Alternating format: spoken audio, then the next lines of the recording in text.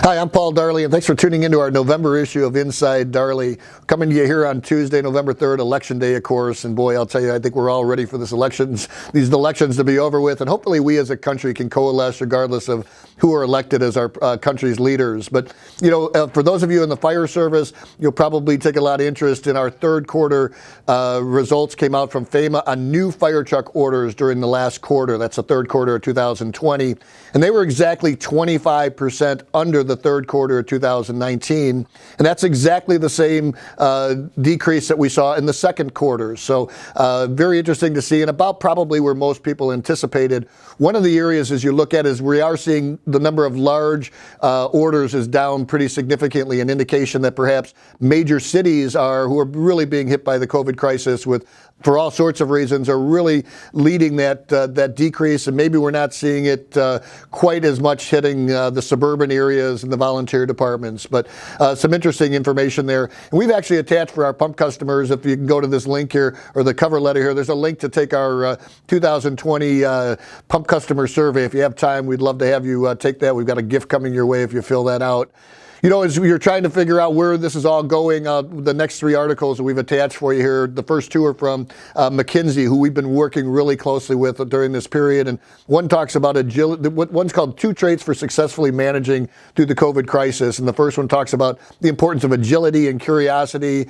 The second article is actually an article titled "The Journey to Agile," and lastly is a interesting publication that just came out with success strategies for dealing with the age of COVID. So I think you'll find that of interest.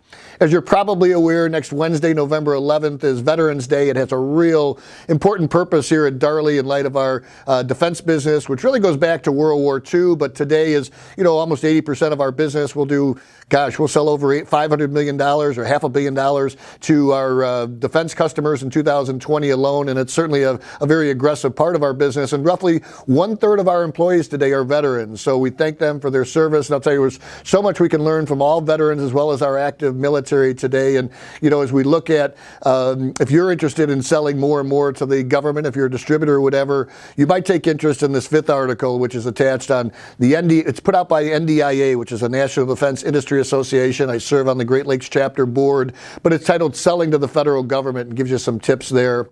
We've also attached for you our Darley Defense Capabilities brochure, which talks to some of the products that we are offering to our military customers. If you haven't looked at Darley lately, you might be surprised by some of our offerings here. I think we as businesses and fire chiefs and just about anybody can learn from our incredible military leaders, and it's really the focus of today. And with that in mind, as we headed into COVID, we said we're really going to focus on shoring up our inside. And one of the areas that we've done that from an organizational standpoint is to bring on General Bernie Banks to lead our team in leadership development for our employees. So we've just engaged him for a 12-month program. He taught at West Point, where I got to know him, taught leadership at West Point. He's currently teaching leadership and diversity at Northwestern's Kellogg School of Management. Just an incredible guy. We're excited to have him on our board and excited to learn from him. And also if you get the Harvard Business Review, or even if you don't, I'd encourage you to Google their November issue. Unfortunately, we can't share those articles with you due to restrictions, but there's 2 great articles on how to develop your own leadership style and reinventing the leadership selection process, which talks about West Point and some of the leadership areas that the Army is taking to develop new leaders.